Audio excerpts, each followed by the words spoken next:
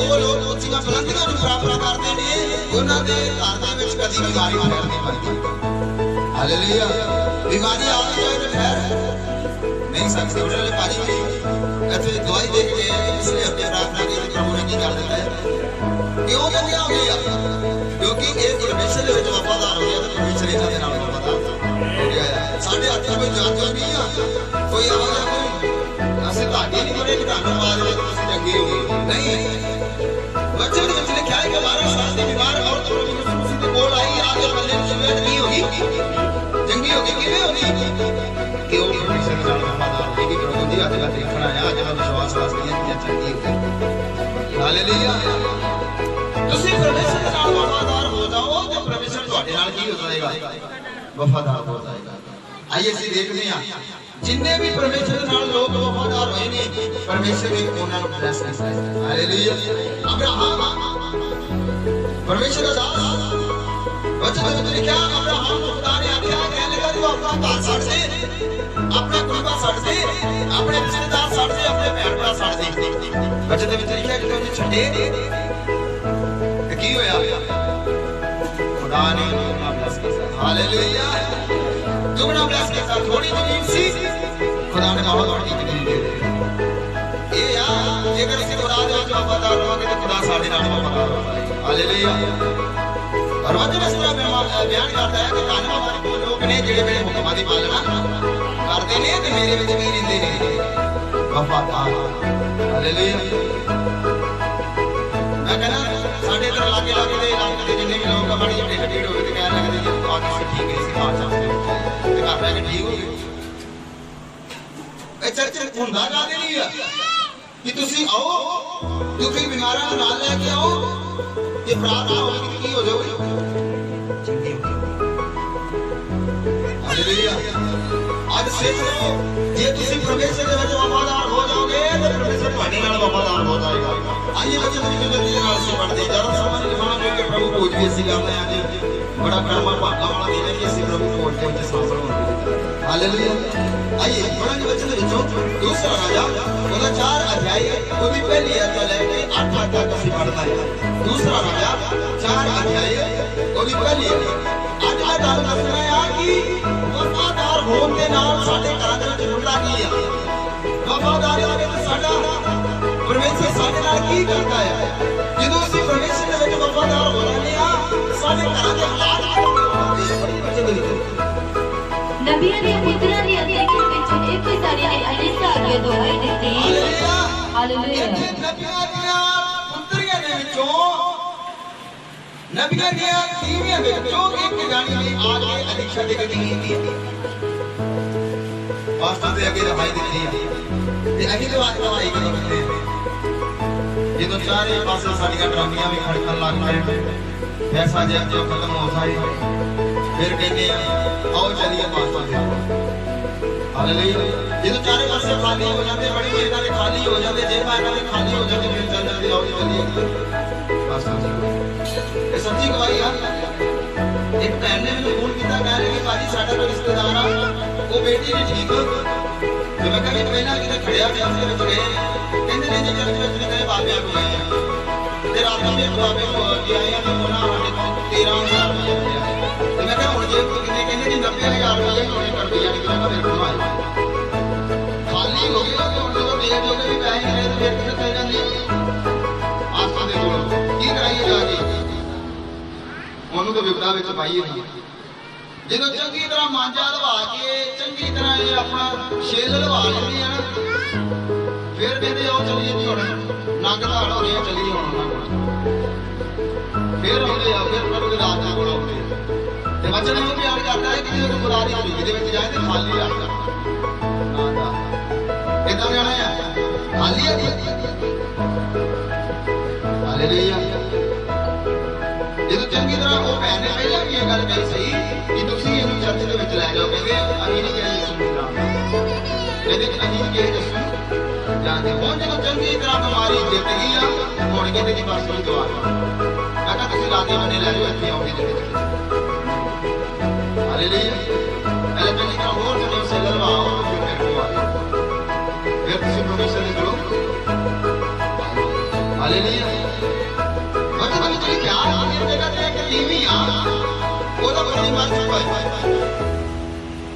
पति भी मर जाए ਉਹਦੇ ਸਿਰ ਕਰਜ਼ਾ बहुत ज्यादा चढ़िया ਹੋਵੇ तो की करेगी वो की कर सकती कुछ भी कर आपके साथ की होनी होती होती बस घर का कुछ काम करना शुरू कर पर इन्हें इतना नहीं किया ये कितने गई है बड़ी वजह से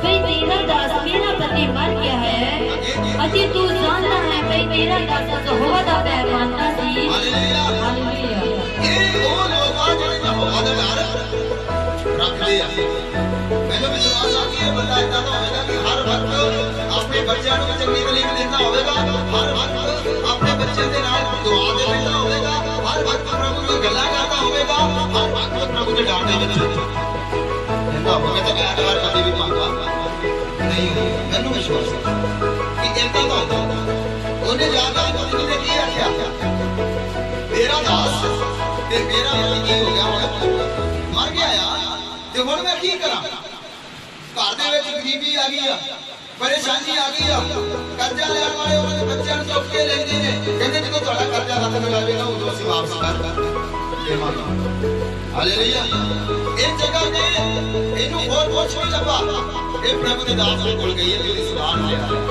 ਹਾਲੇਲੂਆ ਕਿ ਹੁਣ ਅਸੀਂ ਤੁਹਾਨੂੰ ਸਲਾਹ ਦੇ ਕੇ ਤੁਸੀਂ ਆਦੇ ਹੋ ਨੀਂਦਰੇ ਜਾਗਦੇ ਰਹਿਣਾ ਇਹ ਗੱਲ ਅਸੀਂ ਜਾਗਦੇ ਮੈਂ ਕਹਿੰਦਾ ਸਾਡੇ ਛੋਟੇ ਬੱਚੇ ਸਾਰੀ ਰਾਤ ਜਾਗਦੇ ਰਹੇ ਉਹਨਾਂ ਨੂੰ ਕੁਝ ਨਹੀਂ ਹੋਇਆ ਹਾਲੇਲੂਇਆ ਸਗੋਂ ਪ੍ਰੈਸ ਲਿਖਦਾ ਹੈ ਪੁਰਾਣੇ ਸਾਲ ਹਾਲੇਲੂਆ ਮੈਂ ਕਹਿੰਦਾ ਇਸ ਵਕਤ ਦੇ ਵਿੱਚ ਖੁਦਾ ਉਹ ਲੋਕਾਂ ਨੂੰ ਬਦਲਣ ਦੇ ਲਈ ਜਾ ਰਿਹਾ ਆ ਹੁਣ ਵੀ ਮੈਂ ਬੈਠਾ ਪ੍ਰਭੂ ਦੇ ਕਾਰਜ ਮੈਨੂੰ ਗਵਾਹੀ ਕਰ ਰਿਹਾ ਸੀ ਕਿ ਇਸ ਜਗ੍ਹਾ ਤੇ ਉਹ ਪਰਮੇਸ਼ਰ ਦਾ ਆਤਮਿਕ ਕੰਮ ਹੋਣ ਵਾਲਾ ਆ ਕਿ ਇਸ ਜਗ੍ਹਾ ਤੋਂ ਇੱਕ ਕਰਾਰ ਤੇ ਦਿਲਾਸਾ ਉੱਠਣ ਵਾਲਾ ਹੈ ਹਾਲੇਲੂਆ ਪ੍ਰਭੂ ਉਹਨਾਂ ਨੂੰ ਇਸਤੇਮਾਲ ਕਰਨਾ ਚਰਚ ਦੇ ਵਿੱਚ ਆਉਣ ਵਾਲੇ ਦਿਨਾਂ ਦੇ ਵਿੱਚ ਪਰਮੇਸ਼ਰ ਦੇ ਨਾਲ ਉਹ ਵਫਾਦਾਰੀ ਦੇ ਨਾਲ ਚੱਲਦੇ ਜਾਣਗੇ ਪਰਮੇਸ਼ਰ ਉਹਨਾਂ ਨੂੰ ਇਸਤੇਮਾਲ ਕਰਨ ਦੇ ਲਈ ਜਾ ਰਿਹਾ ਹੈ ਜਦੋਂ ਮੈਂ ਜਗ੍ਹਾ ਤੇ ਬੈਠਾ ਹਾਂ ਤਾਂ ਮੈਨੂੰ ਦੇਖਦਾ ਰਹੀ ਸੀ ਤੇ ਪ੍ਰਭੂ ਨੂੰ ਪੁੱਛ ਰਿਹਾ ਸੀ ਪ੍ਰਭੂ ਇਹ ਕੀ ਚੀਜ਼ ਆ ਕਹਿਣ ਲੱਗੇ ਆਉਣ ਵਾਲੇ ਦਿਨਾਂ ਦੇ ਵਿੱਚ ਇਹ ਲੋਕ ਮੇਰੀ ਸੇਵਾ ਕਰਨ ਦੇ ਲਈ ਜਾ ਰਹੇ ਹਨ ਹਾਲੇਲੂਆ ਜਿਹੜੇ ਲੋਕ ਪ੍ਰਭੂ ਦੇ ਵਿੱਚ ਵਫਾਦਾਰੀ ਨਾਲ ਚੱਲਦੇ ਨੇ ਖੁਦਾ ਨਾਲ ਵਫਾਦਾਰ ਹੋ ਜਾਂਦੇ ਹਨ ਹਾਲੇਲੂਆ ਜਿਹੜੇ ਲੋਕ ਪਰਮੇਸ਼ਰ ਦੇ ਵਿੱਚ ਰੂਹ ਸਚਾਈ ਦੇ ਨਾਲ ਇਬਾਦਤ ਕਰਦੇ ਨੇ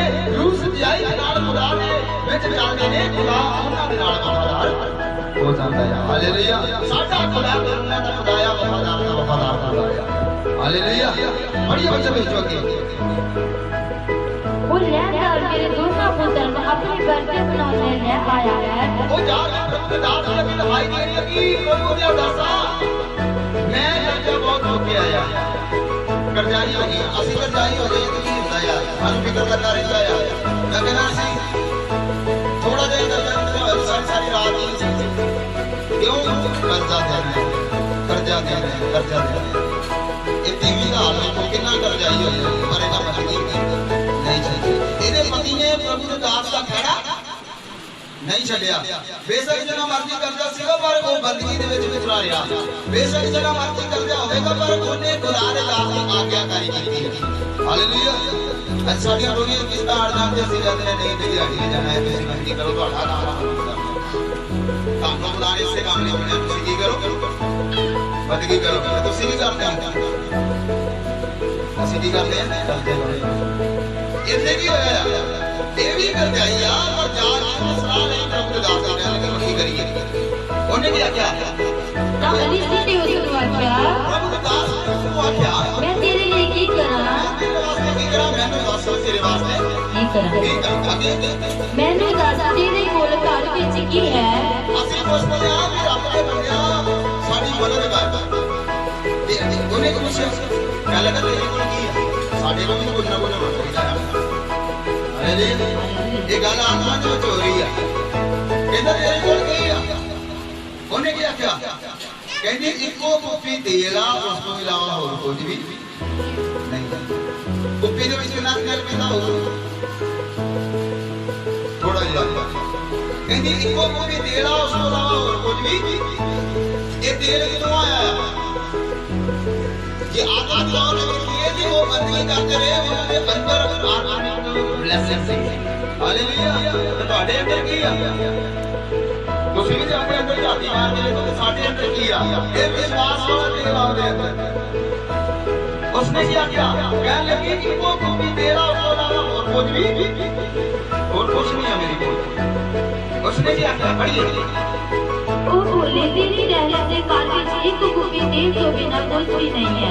कहने की रब ने दसा ਤੁਹਾਡੇ ਸੇਵਾਦਾਰਾਂ ਦੇ ਕੋਲ ਕੋਈ ਤੇਲ ਉਸ ਤੋਂ ਇਲਾਵਾ ਹੋਰ ਕੁਝ ਵੀ ਹੋਰ ਮੇਰੇ ਕੋਲ ਕੁਝ ਵੀ ਨਹੀਂ ਹੈ। ਅੱਗੇ ਤਾਂ ਉਹ ਬੋਲਿਆ ਤੂੰ ਜਾ ਤੇ ਆਪਣੇ ਸਾਰੇ ਗਵਾਂਢੀਆਂ ਤੋਂ ਖਾਲੀ ਭਾਂਡੇ ਮੰਗ ਲਿਆ।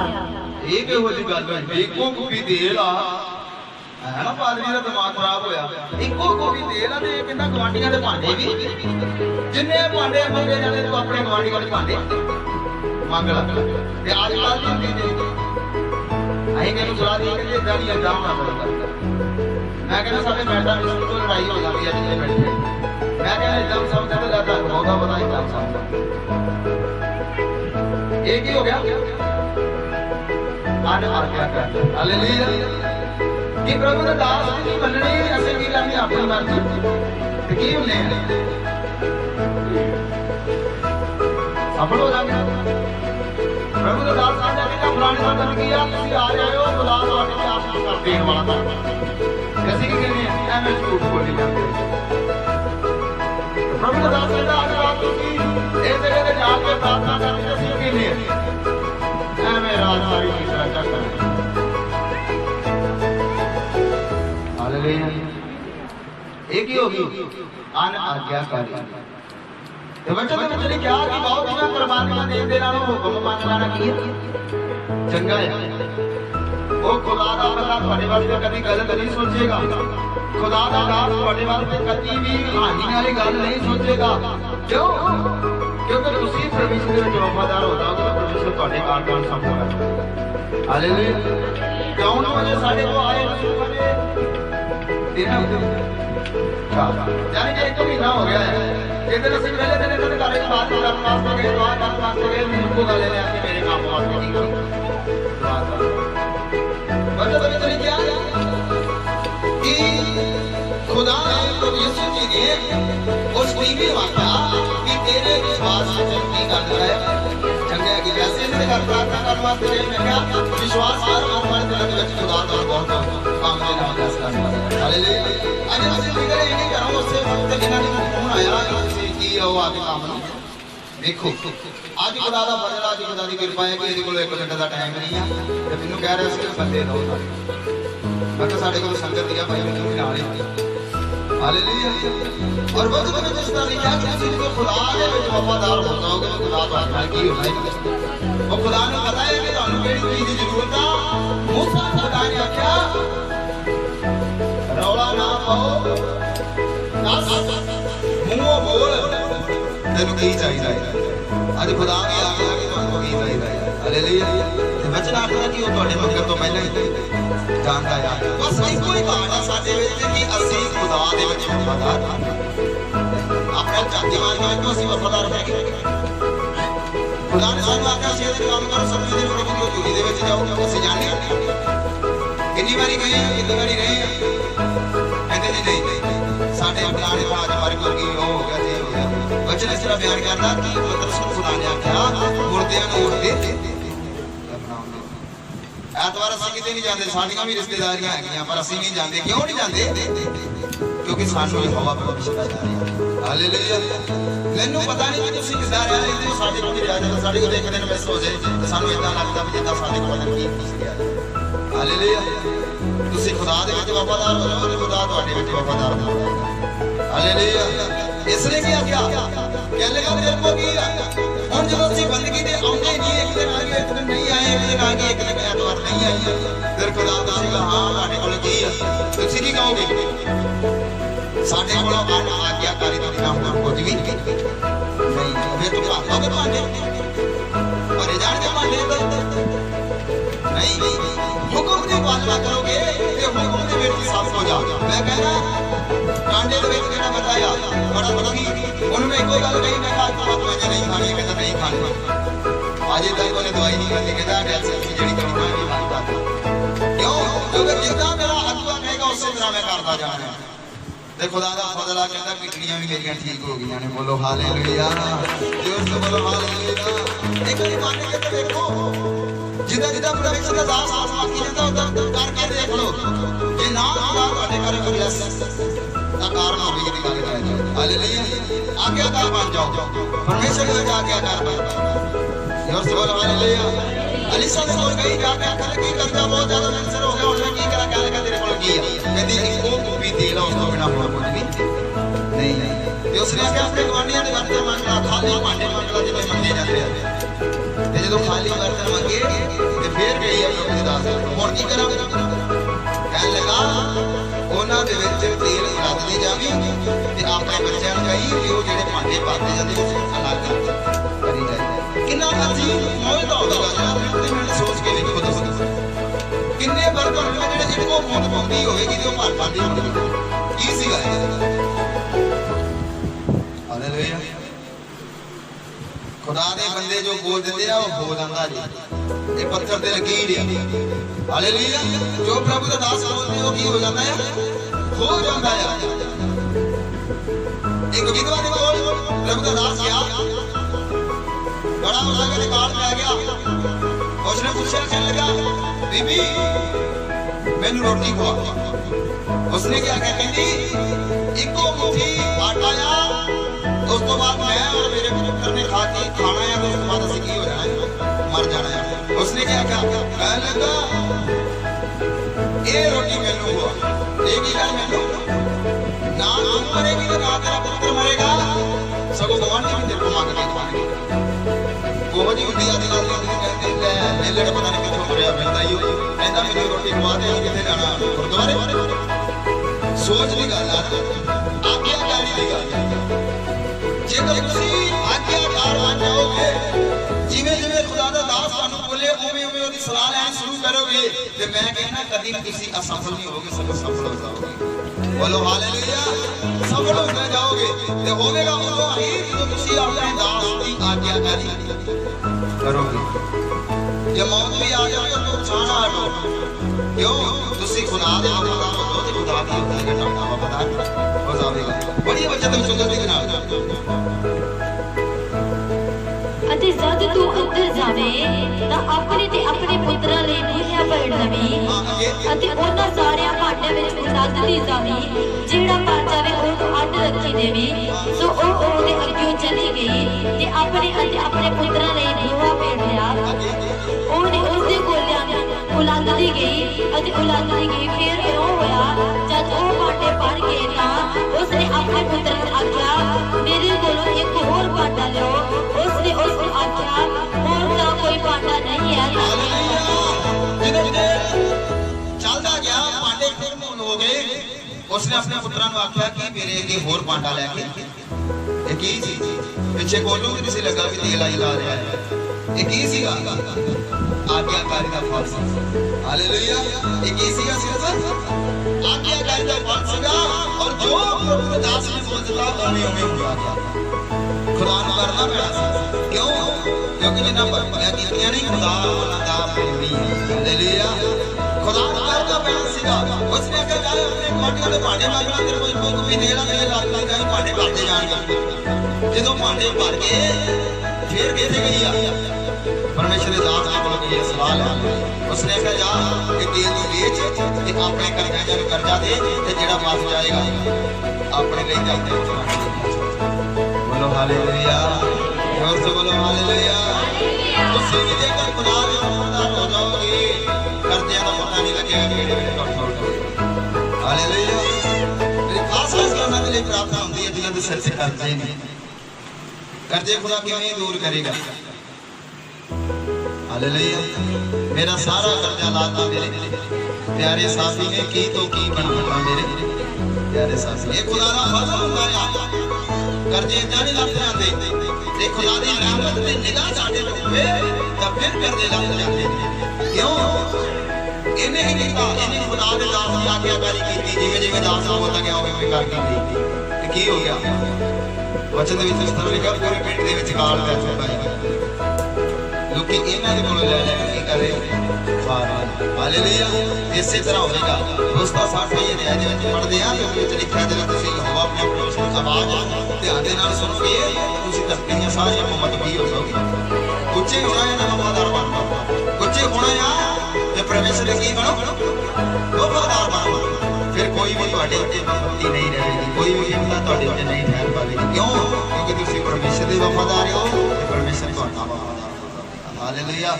ਵਚਨ ਤੇ ਜੇ ਬਹੁਤ ਜ਼ਿਆਦਾ ਸੀਗਾ ਇਬਰਾਨੀਆਂ ਦੇ ਖੱਤ ਵਿੱਚ ਤਾਂ ਲਿਖਿਆ ਆ ਕਿ ਵਫਾਦਾਰੀ ਦੇ ਵਿੱਚ ਹੋ ਕੇ ਜਿਨ੍ਹਾਂ ਨੇ ਨਬੀਆਂ ਨੇ ਖੁਦਾ ਦੇ ਕੋਲੋਂ ਬਰਕਤਾਂ ਨੂੰ ਪ੍ਰਾਪਤ ਕੀਤਾ ਹੈ ਹਾਲੇਲੂਇਆ ਖੁਦਾ ਨੇ ਮੌਕਾ ਦਿੱਤਾ ਫਿਰ ਦੁਬਾਰਾ ਇਸੇ ਤੇ ਰਿਪੀਟ ਕਰਾਂਗੇ ਹੁਣ ਅਸੀਂ ਪ੍ਰਭੂ ਕੋਲ ਦੇ ਵੱਲ ਚੱਲਾਂਗੇ ਆਈਏ ਹੁਣ ਬੰਦ ਕਰਾਂਗੇ ਜਿਹਨਾਂ ਤੋਂ ਬਾਅਦ ਕਿਤੇ ਵਾਪਸ ਆ